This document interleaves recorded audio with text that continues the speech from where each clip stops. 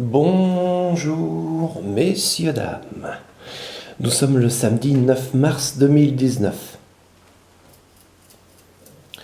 Avant de commencer ce tutoriel, mettez sur pause. Allez vous faire ou vous préparer un bon café. Ou un bon chocolat chaud. Ou ce que vous voulez.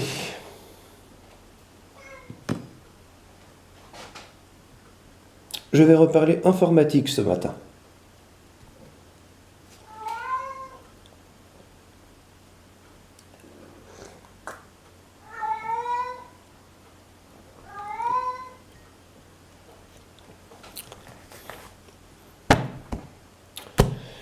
Mon manuel qui condense 3 ans d'informatique. Doper et réparer son PC, c'est simple. Alors il est à noter que ce tutoriel est fait à 5 h du matin. Normalement l'heure du premier café. Je vais me contenter de lire des extraits pour ne pas spolier le livre. Donc je vais mélanger expérience propre et livre. Alors, on va commencer par les outils indispensables. Les outils courants tels que des tournevis permettent d'effectuer la majorité des mises à niveau et les réparations sur vos ordinateurs. Certaines tâches peuvent toutefois nécessiter l'utilisation d'outils spécifiques, comme des dispositifs de mise à la terre. Ces derniers protègent les composants informatiques de l'électricité statique, susceptibles de les endommager. Pour plus d'informations sur les outils, faites appel à la page 6. Bon. Oui, c'est un manuel américain. Enfin, américano-canadien. Outils indispensables. Là, je ne vais pas vous le lire. Vous le lirez vous-même si vous achetez ce manuel un jour. Il y a le tournevis plat. Le tournevis Phillips, c'est le tournevis cruciforme. Et le tournevis Torx. Lui, c'est pour les vis spécifiques que vous pouvez rencontrer sur vos boîtiers. Bien.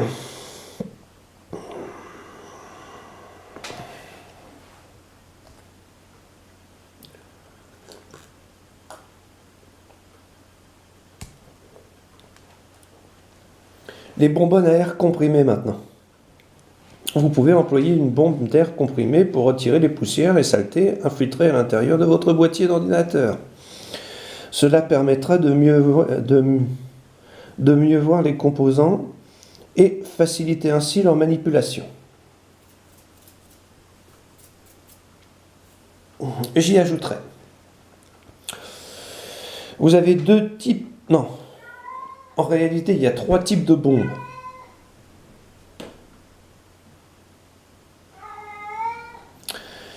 Comme vous pouvez vous en rendre compte, Bilbo est en forme. Bilbo, c'est le chat. Le premier type de bombe fonctionne à l'alcool isopahénique. Il est fait pour nettoyer vos claviers d'ordinateur, vos écrans et autres. Le deuxième type de bombe est sans alcool isopahénique et sans alcool du tout. Il est fait pour nettoyer l'intérieur d'un ordinateur.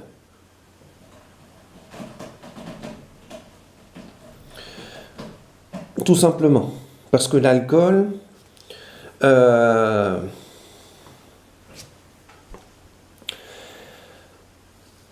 cuit les vernis, désisole les composants et abîme l'or et les matériaux comme les résines présents dans la machine. Des internautes m'en ont voulu parce que j'ai été dire ça sur Internet. Mais en général, ce sont des mécanos ratés qui cela ramène sans connaître et sans savoir. Je ne suis pas mécanicien. Je ne donne pas de cours de mécanique sur Internet. Par contre, je suis poseur et monteur en informatique. Bon. Reprenons. La troisième type de bombe, c'est une bombe spécifique pour atelier, donc j'en parlerai pas au sein de ce tutoriel. Elle vaut une fortune.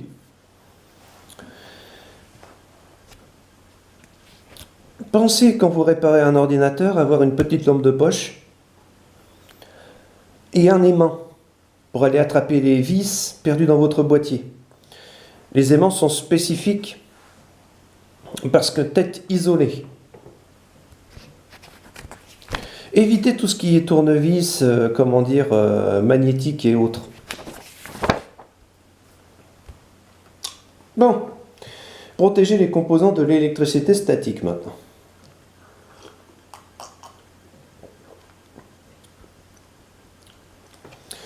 Pourquoi faut-il prendre garde à l'électricité statique lors de la mise à niveau ou de la réparation d'un ordinateur? Qui est intéressant. L'électricité statique risque d'endommager des composants de l'ordinateur, notamment ceux qui possèdent des circuits complexes comme une carte mère ou un processeur. Lorsque vous mettez un PC à niveau ou que vous le réparez, vous devez donc prendre des précautions afin de protéger les composants. J'ai rien inventé, c'est dans les manuels. Alors, comment définir ça avec vous?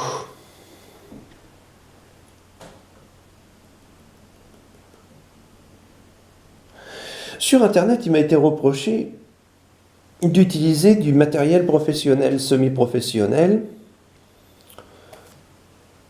pour une utilisation civile.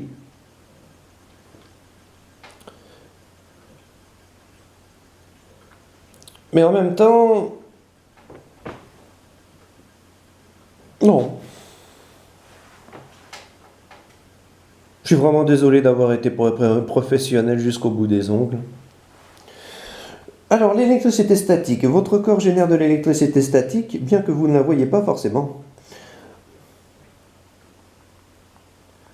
Et que vous n'êtes pas forcément en mesure de la détecter. Elle est toujours présente en touchant simplement un composant de l'ordinateur. Vous risquez de lui transmettre une partie de cette électricité.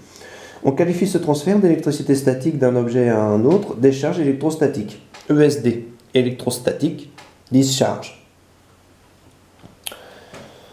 Il est important que vous sachiez qu'avant d'opérer sur un ordinateur, vous devez le mettre à la terre. La mise à la terre. Lors d'une intervention à l'intérieur de l'ordinateur, il est recommandé de ne toucher la machine que si cette dernière et vous êtes reliés à la terre. Alors pour vous mettre à la terre, on utilise un fil de terre. Il est conseillé de toujours relier une partie métallique du boîtier de l'ordinateur à un fil de terre. Une fois le boîtier de la machine mis à la terre, vous pouvez toucher une partie métallique afin de vous mettre vous-même à la terre. En clair, il ne suffit pas de toucher un bâti de porte, il ne suffit pas de toucher le bâti d'un ordinateur, il ne suffit pas de toucher ce stylo pour se prétendre être relié à la Terre. C'est beaucoup plus compliqué que ça. Des internautes m'en ont voulu. À cause de ce que j'ai dit. Mais ce sont des amateurs, pas des professionnels. Mettez votre matériel en danger si vous le désirez, mais ne mettez pas en danger le matériel des autres au sein de vos tutoriels. Voilà le message de Bob Morris. Et ça, ils ne l'ont pas encaissé. Mais ils ne l'ont pas encaissé du tout. Alors, le bracelet antistatique. En portant un bracelet antistatique au poignet, vous évitez le transfert éventuel de l'électricité statique de votre corps vers les composants de l'ordinateur. C'est le b.a.-ba en matière de protection ESD. Le tapis de mise à la terre. Vous pouvez utiliser un tapis de mise à la terre pour protéger les composants de l'électricité statique. Il est possible de placer un tel tapis à côté de l'ordinateur et d'y déposer ensuite chacun des composants. En clair, tout est dit. Renseignez-vous 5 minutes sur Google sur ce qu'est un tapis de mise à la terre. Et ensuite, nous parlerons. Mais pas avant. Le sac antistatique. Ah, le sac antistatique.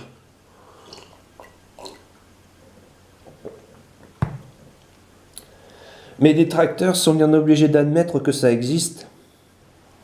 Si vous retirez pour le stocker un composant dans l'ordinateur pendant une longue période, il est recommandé de le placer dans un sac antistatique. Il existe différentes tailles de sacs. Ils sont vendus dans la plupart des magasins en informatique, sauf en France. Où en France, c'est le monde merveilleux des bisounours et il n'y a pas besoin de protection contre quoi que ce soit. Le sida, l'électricité statique, le cancer, il n'y a pas besoin de protection, monsieur, dame. Allez, roule ma poule.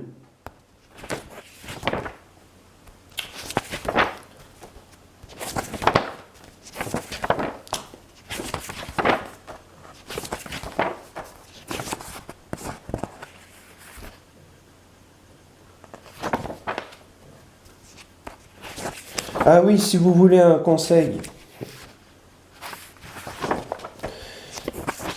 essayez de travailler proprement.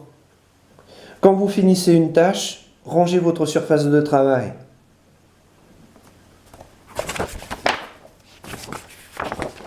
Oh, ça c'est le b.a.-ba.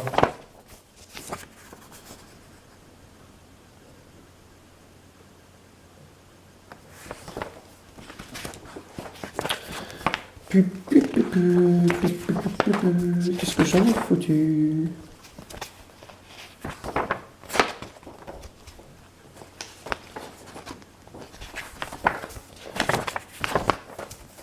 Ah, voilà.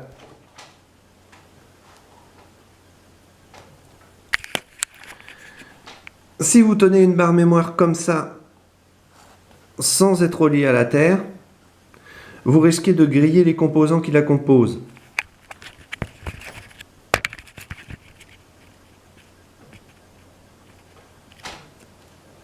Ah bon, vous ne me croyez pas? Je vous comprends. Je viens juste d'installer une nouvelle mémoire pour... comment dire? Pourquoi un message d'erreur s'affiche? Les puces mémoire risquent très facilement d'être endommagées par l'électricité statique. Si vous avez manipulé une barre mémoire sans vous être correctement mis à la terre, devinez la suite. Je ne vais pas vous lire le manuel, c'est un court extrait.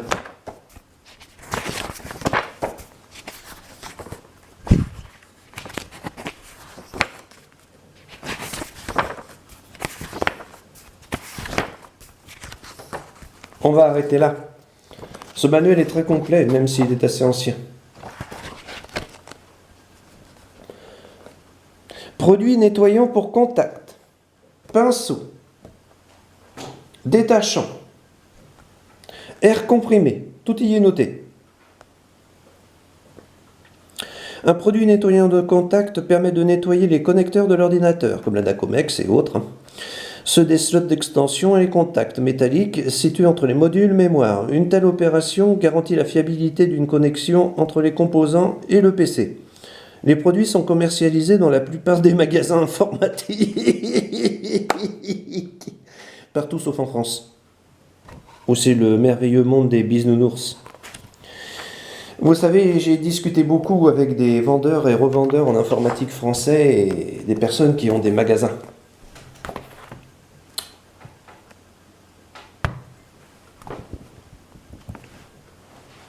C'est une catastrophe. 70% d'entre eux connaissent les dangers liés à l'électricité statique, mais n'utilisent pas le matériel ou mis à leur disposition par l'entreprise ou acheté par leurs soins. Pourquoi? Parce que ça les fait chier. J'en ignore la cause, mais ça ressemble à ça.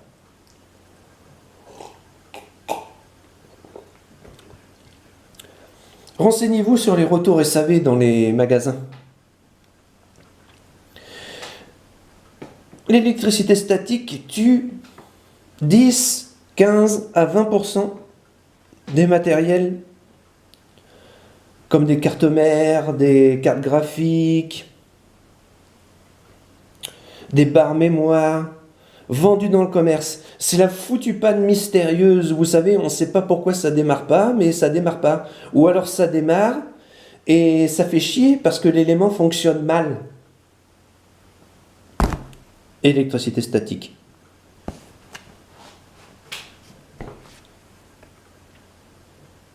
Soyez intelligents, messieurs, dames. Enfilez le bracelet antistatique. N'augmentez pas l'obsolescence programmée de votre matériel.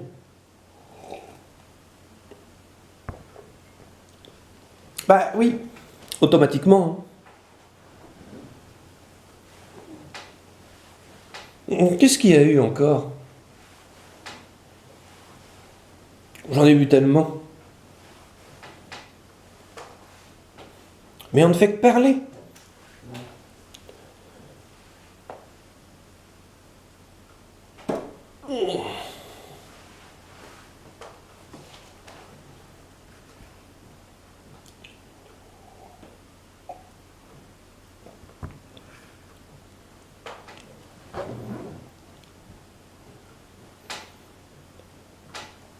On ne fait que parler.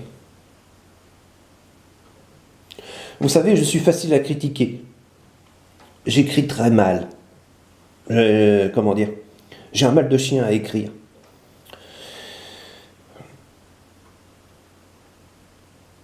Donc pour certains, ben, ça fait de moi forcément, je vous le donne en mille, un imbécile. C'est facile.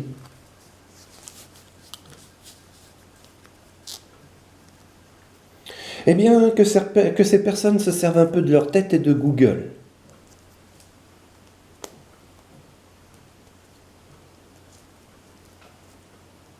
Qu'ils rentrent ce qu'est un bracelet antistatique, un tapis de mise à la terre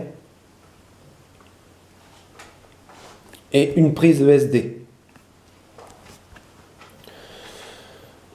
Ensuite, une fois ça fait, qu'ils jugent mes tutoriels et autres et qu'ils me fassent des commentaires dans les commentaires. Mais il est trop facile de venir me dire que je suis un âne ou un imbécile parce que je suis vraiment désolé de vous le dire, monsieur là. Mais je sais à peine écrire.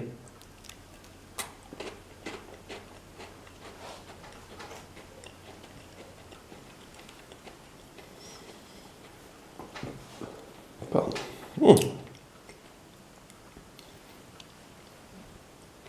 Vous savez à quoi on reconnaît un imbécile dans mes commentaires? C'est celui qui vous écrit « Va apprendre à écrire français ». Ah, lui, il est con.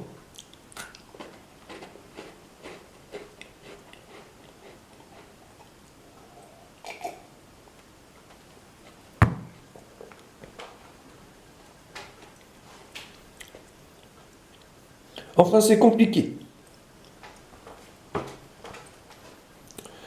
Donc,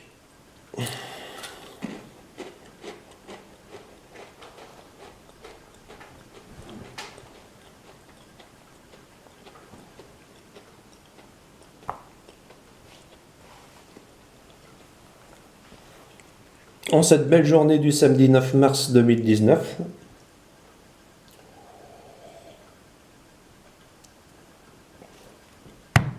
je vais aller vaquer à mes occupations.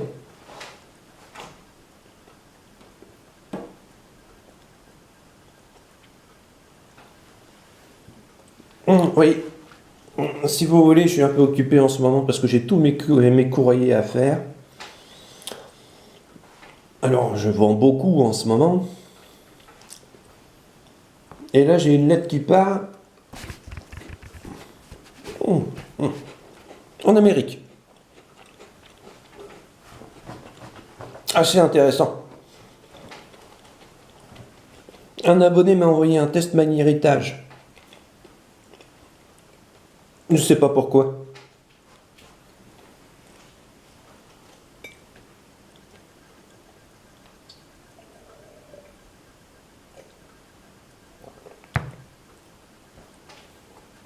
C'est plutôt intéressant. Alors du coup, j'en ferai part dans le futur dans mes tutoriels.